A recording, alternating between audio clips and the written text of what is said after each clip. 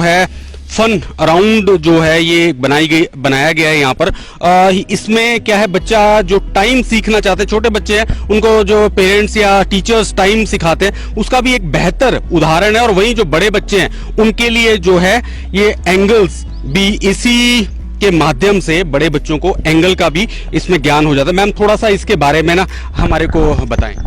जैसे कि हम छोटे बच्चे को बोलते हैं कि घड़ी में 3 बजा दो, तो अगर उसने 3 बजाया या 2 बजाया, बेटा 3 बजाओ उसमें, तो हम उसकी बात पूछ सकते हैं कि 3 बजने पर कितना एंगल बनेगा। तो वो यहाँ पे करके देख रहा है कि आपको और नहीं पता तो यहाँ डी को रोटेट करके भी देख रहा है कि हमारा वो 90 का एंगल बन रहा है। तो इस तरह से उसको ऑब्ट्यूस एंगल, एक्यूट एंगल, सभी एंगल्स का कॉन्सेप्ट क्लियर होने वाला है। Similarly linear pair, adjacent angles, arms, vertex, हम सारे कॉन्सेप्ट एंगल के यहाँ दे सकते हैं खेल खेल में।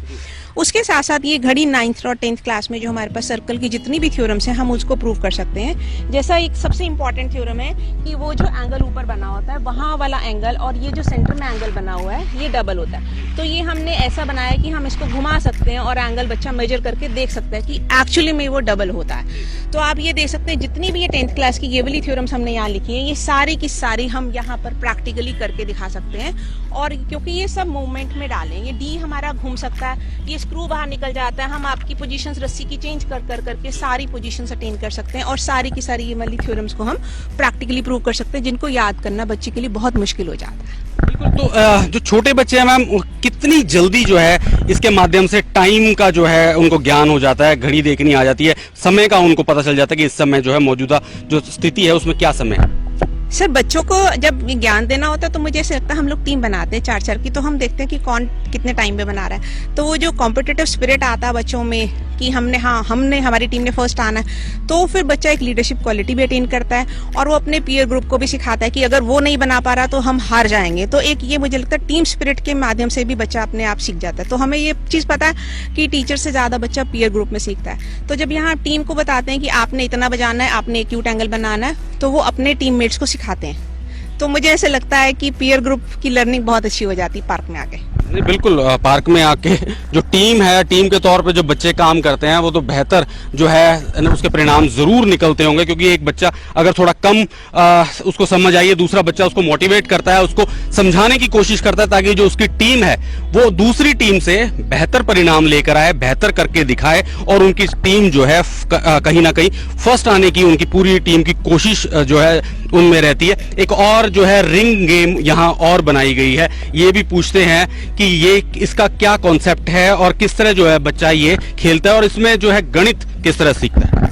जैसा कि आप देख रहे हैं ये हमने एक मेले का रूप दिया, क्योंकि नॉर्मली जब हम मेले में जाते हैं तो बच्चे को ऐसे ना लगे हम मैच पढ़ने जा रहे हैं, उन्हें ऐसा लगा कि हम मेला खेलने जा रहे हैं। पर हमने इस मेले में भी पूरा का पूरा मैच डाल दिया। बच्चे को हमने रिंग्स प्रोवाइड किए कि आपने रिंग को थ्रो करना है, तो जिस भी नंबर पर आएगा उसके बारे में उसको मैथ्स की जानकारी जो भी पता है उसके बारे में 3 प्रॉपर्टीज बतानी है। जैसा कि आप देख रहे हैं ये बच्चे ने बताया, ये 19 पे बच्चे ने फेंका, तो बच्चा अब आपको 19 के बारे में 3 बातें बताएगा। बताओ बेटा, ये जो 19 नंबर पे जो रिंग डाली है इसका क्या है? 19 इज 2 डिजिट नंबर, ये ऑड नंबर है और प्राइम नंबर है। तो मैंने इसके 3 कैरेक्टरिस्टिक्स बता दिए और जब मैं कंटिन्यूसली 3 टाइम्स किसी भी नंबर के 3 कैरेक्टरिस्टिक्स बता दूंगी तो मैं विनर हो जाऊंगी। एंड यहाँ पर जब बच्चे आते हैं तो प्राइजेस भी रखे होते हैं, तो उन बच्चों को प्राइजेस भी मिलते हैं। बिल्कुल, जो गेम में जीतता है उसको इनाम खास तौर पर मिलता है, तो यहाँ भी वो रखी हुई गया है इस तरह का जो है सिस्टम। यहाँ पर अगर बच्चा जीतता है, यहाँ पर जल्दी सीखता है तो उसको इनाम भी दिया जाएगा। इसके अलावा एक मैम यहाँ पर मैं देख पा रहा हूँ कि साइकिल का जो पहिया है वो लगाया गया है। ये जो क्या सिखाता है, रिंग के बारे में सिखाता है या सर्कल के बारे में ये बच्चों को ज्ञान देता है, क्या ये कॉन्सेप्ट है मैम इसके बारे में?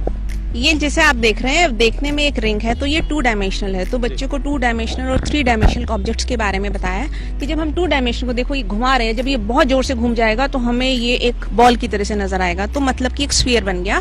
2D से हम 3D में जब जा रहे हैं तो सिंपली एक रोटेशन वर्ड है जो काम करता है। जब आप किसी भी 2D को रोटेट करते हैं तो आपके पास 3D ऑब्जेक्ट ऑब्टेन होता है और उसकी डायमेंशंस और उसकी डायमेंशंस में कुछ रिलेशन होता है। तो बच्चा जब प्रैक्टिकली करके देख रहा है तो उसे पता चल रहा है कि हाँ वाकई मैम सिर्फ ब्लैक बोर्ड पे नहीं लिख देती थी जब इसको बेटा घुमाओगे तो आपके पास सर्कल आने स्फीयर आने वाला है ना, तो प्रैक्टिकली वो करके देख रहा है। जब वो एक सेमी सर्कल को घुमाएगा तो उसको पता है एक हेमिस्फीयर बनने वाला है, तो घुमा घुमा के बच्चे को प्रैक्टिकली जानकारी देने की कोशिश करी है हमने, और उसकी डायमेंशंस को और नए ऑब्जेक्ट की डायमेंशंस को रिलेट करना सीख जाता है बच्चा। तो उसको ऐसे लगता है कि हाँ सिर्फ कागज पे नहीं पढ़ाया जाता, एक्चुअल में होता है। बिल्कुल, ये कागज पे नहीं पढ़ाया जाता और ब्लैक बोर्ड की जो पढ़ाई है उससे ये बेहतर परिणाम इस पढ़ाई से आ सकते हैं, ये हमारा भी मानना है। ये ट्रायंगल है मैम, ये यहाँ पर जो है क्या बच्चे को सिखाने की कोशिश है? ट्रायंगल भी घुमाते हैं तो हमारे पास एक कोन बन जाता है। जो सॉफ्टी का कोन होता है, हम बच्चों को पूछते हैं कि सॉफ्टी का कोन कैसे बना, तो उन्हें पता होना चाहिए जब ट्रायंगल को घुमाते हैं तो सॉफ्टी का कोन बनता है। सिमिलरली जब हम सिलेंडर को इसको रेक्टेंगल को घुमा रहे हैं तो आपके पास जो कोन होता है, डाइट का कोन होता है, वो बन रहा है। तो उन्हें अगर मैं पूछूं कि कोन कैसे बना, आपका जो डाइट का कैन है वो कैसे बना, सिलेंड्रिकल शेप, तो उन्हें पता होना चाहिए कि रेक्टेंगल को जब हम घुमा रहे हैं तो वो 2D से 3D में आ रहा है और उसकी डायमेंशन और उसकी डायमेंशन में रिलेशन है। तो ये कॉन्सेप्ट मुझे लगता है वर्किंग जो बाय लर्निंग बाय डूइंग बहुत अच्छे से हो जाती है। बच्चे जो है खेल खेल में गणित सीखते हैं और उनकी रुचि जो है अब गणित में होने लगी है। इसे ये देखिए, मैं आपको दिखाना चाहूंगा कि यहाँ पर जो है ये बच्चे जो है ये एक लूडो जो गेम बच्चे घर में खेलते हैं, आमतौर पे खेलते हैं, उसके माध्यम से जो है गणित की पढ़ाई करवाई जा रही है। ये आप देख सकते हैं, ये हमारे साथ इसमें बात करते हैं कि किस तरह जो बच्चे इसमें खेल खेल में गणित सीखते हैं। तो गणित की जो टीचर हैं स्कूल की, वो हमारे साथ है, बात करते हैं। मैम थोड़ा इसके बारे में बताएं। ये हमने लूडो बनाई है जो कि टोटली मैथमेटिकल है। इसमें हमने सिंपल डाइस की बजाय हमने क्या किया, इक्वेशंस लिख दी, जैसा कि आप देख सकते हैं। बच्चा इन इक्वेशंस को सॉल्व करता है और उस हिसाब से आगे मूव करता है। तो इक्वेशन सॉल्व करने का एक तो इंटरेस्ट पैदा हो जाता है। तो इसी तरह से हमने 2 तरह की और लूडो डाइस बनाई है जिसमें अलग अलग क्लास के हिसाब से अलग अलग लेवल्स बनाया है। और सांप और सीढ़ी भी हमने मैथमेटिकल बनाया। हमने बच्चों के लिए यहाँ रूल्स डिस्क्राइब किए हुए हैं बोर्ड पर कि अगर आप मल्टीपल ऑफ 4 पर आते हैं तो आपने 2 स्टेप्स आगे जाना है, और 5 का मल्टीपल है तो पीछे जाना है, कॉमन मल्टीपल है तो आपने कहीं नहीं जाना। तो मतलब खेल खेल में इक्वेशंस को सॉल्व करना, मल्टीपल का कॉन्सेप्ट और कॉमन मल्टीपल का कॉन्सेप्ट क्लियर होने वाला है, जो कि हमें ब्लैक बोर्ड पे पढ़ाते वक्त और समझाते वक्त थोड़ी दिक्कत आती थी। तो मुझे लगता है ये बहुत ही इंटरेस्टिंग हो जाता है। बाकी बच्चे आपको बताएंगे उनको कितना इंटरेस्ट है। बिल्कुल, ये बच्चों से पूछते हैं कि इसके बारे में बेटा बताओ कि कितना आसान लगता है अब मैथ की पढ़ाई करना। क्लासरूम में बैठ के तो थोड़ा सा बोरिंग हो जाता था और मुश्किल भी लगता था, बट यहाँ पर हमें ये होता है कि हमें जीतना है अपने क्लासमेट से जो हमारे साथ यहाँ पे खेलते हैं, तो वो कॉन्फिडेंस लेवल आ जाता है और इंटरेस्टिंग भी बन जाता है। तो हम आसानी से अब सारी क्वेश्चन सॉल्व कर लेते हैं क्योंकि हमें ये होता है कि हमें जीतना है। बिल्कुल, ये सही बात है कि बच्चों को खेल जब खेलते हैं तो कंपटीशन भी पैदा होता है और जीतने की भी ललक होती है। तो उसी का एक उदाहरण है, ये बच्चे ने भी ये कहा कि हम इस गेम से जो है मैथ को बेहतर सीख पा रहे हैं। यहाँ डाइस भी बनाया गया है कि क्या इसके रूल होंगे। जैसे ये मैम थोड़ा सा डाइस के बारे में बताएं कि आपने ये जो 1, 2, 3 जो पॉइंट्स हैं इनका क्या मतलब है मैम, थोड़ा सा। मतलब यहाँ लिखा है कि अगर आपका नंबर आंसर में 1 आएगा या 6 आएगा तभी आपको गेम में एंट्री की मिलेगी, क्योंकि लूडो में ऐसे ही होता ना। तो हमने भी यही बोला कि आंसर 1 या 6 आएगा तो एंट्री मान ली है, और आपने 2 स्टेप्स आगे जाना है। अगर मल्टीपल ऑफ 4 पे है तो ये आपके लिए सीढ़ी बन गई। 2 स्टेप्स पीछे मूव करेंगे अगर 5 पे आओगे, क्योंकि ये आपका सांप काट गया। तो सांप और सीढ़ी का कॉन्सेप्ट भी हमने पूरा का पूरा यहाँ रखा है ताकि बच्चे को ये ना लगे कि ये सिर्फ नंबर की लूडो है, सांप और सीढ़ी भी इसमें दिखाए गए हैं। बिल्कुल, देखिए आप कि कितना बेहतर एक उदाहरण यहाँ पर सिद्ध हो रहा है कि सांप और सीढ़ी की जो गेम है उसका कॉम्बिनेशन बनाते हुए गणित जो है वो सिखाया जा रहा है। एक उदाहरण ये भी है, एक गेम है ये भी, इसमें मेक मी वन नाम की एक गेम है। ये भी हम पूछेंगे मैम से कि मैम इसका क्या कॉन्सेप्ट है और किस तरह जो है ये जो खेल है ये बच्चे खेलते हैं।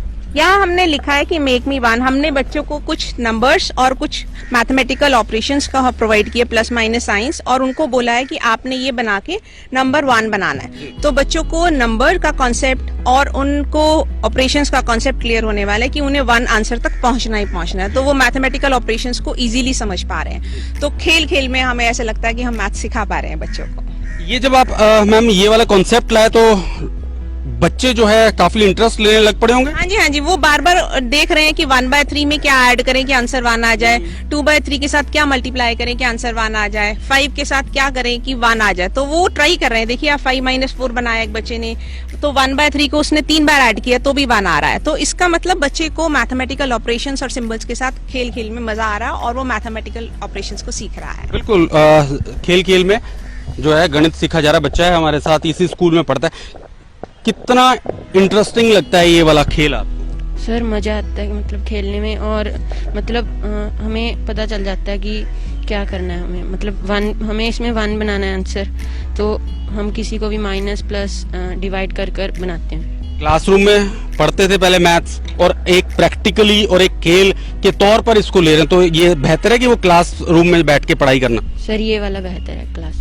बिल्कुल, ये वाला बेहतर है। बच्चे का भी ये कहना है कि जो खेल है, कौन सा ऐसा बच्चा है जिसको जो खेल है वो ना पसंद हो। खेल खेल में अगर पढ़ाई भी साथ जुड़ जाए तो वो एक सोने पे सुहागा वाली जो बात है वो सिद्ध होती यहाँ पर दिख रही है। एक यहाँ पर भी है, ये है ग्राफिकल वर्ड, इसको नाम दिया गया है। अब इसके बारे में भी हम पूछते हैं कि किस तरह जो है ये बच्चा यहाँ पर ग्राफिक्स से पढ़ाई करता है। हमारे साथ मैम है। मैम, थोड़ा सा इसके बारे में बताएं। सर इसमें ना बच्चे को पूरा कार्टेशियन प्लेन एक्सप्लेन किया हुआ है कि इसमें की हॉरिजॉन्टल लाइन जो है, जो ये हॉरिजॉन्टल है ये एक्स एक्सिस है, ये वर्टिकल है ये वाई एक्सिस है, जो इसके पॉइंट्स है ये यहाँ 0 है, 0 के राइट साइड पॉजिटिव है, लेफ्ट साइड नेगेटिव है, पूरी नंबर लाइन भी क्लियर हो जाती है। फिर हमारे पास ये स्लिप्स हैं, इसमें हम क्या करते हैं कि बच्चों को ये पॉइंट्स हैं, इससे पॉइंट प्लॉटिंग बच्चों को आ जाती है। तो जैसे हमने बच्चों को अगर पकड़ाया, यस बेटा, कि अगर हमने ये बच्चे को दिया कि बेटा आप अपने पॉइंट पर जाकर, ये इससे लोकेशन बताएगा, इस पॉइंट की लोकेशन, कि बच्चा आप वहां पे जाकर खड़ा हो जाएगा। ये लो बेटे, इससे क्या होगा कि लोकेशन का पता चल जाता है। इवन के ये जो हमारे मैप होते हैं, जैसे सेक्टर्स के मैप, किसी भी स्टेट का मैप, ये वो सारी भी इससे सीख सकता है बच्चा, ये सारी नॉलेज उससे हो सकती है। फिर प्लॉटिंग ऑफ पॉइंट्स या फिर ग्राफ, इक्वेशंस का ग्राफ, वो सब इससे सोल्व हो जाता है। सेकेंडली हमारा एरिया और पेरीमीटर का कंसेप्ट भी इससे क्लियर हो जाता है, और उनका कंपैरिजन भी हो जाता है कि हाँ जी कि पेरीमीटर सेम हो सकता है ऐसी शेप्स का जिनका एरिया डिफरेंट हो। तो वो कंसेप्ट आपको बच्चे अभी बनाकर दिखा देते हैं कि अगर वो मान लो एक ट्राइंगल बना रहे हैं, यस बेटा, राइट, कि अगर वो एक ट्राइंगल बना रहे हैं, उसका एरिया वो कैसे लेंगे, यहाँ से bye counting the squares. Complete squares को वो कंप्लीट लेंगे, मोर देन हाफ को 1 लेंगे, और हाफ को 2 हाफ को मिला के 1, तो वो ऐसे एरिया हो जाएगा। उसी से फिर डिफरेंट शेप बनाएंगे, हो सकता है वो 4 साइडेड हो, 5 साइडेड हो, कुछ भी हो, फिर उसका एरिया काउंट करेंगे बाय काउंटिंग द स्क्वायर्स। तो उससे बच्चे को कंसेप्ट क्लियर हो जाता है कि पेरीमीटर क्या है, वो बाउंड्री है, क्योंकि जो रोप है, रोप की जो लेंथ है that is same but area is different. तो ये कंसेप्ट उनको बच्चों को अच्छे से क्लियर हो जाता है। बिल्कुल, ये जो कॉन्सेप्ट है, सिखाने का जो तरीका है वो बहुत ही बेहतर है। ये सारे कॉन्सेप्ट जो है बच्चे के जो दिमाग में चलते रहते हैं, या सिखाना जो टीचर चाहते हैं, वो अच्छी तरह जो है यहाँ प्रैक्टिकली तौर पर जो है सीखने को मिल रहा है।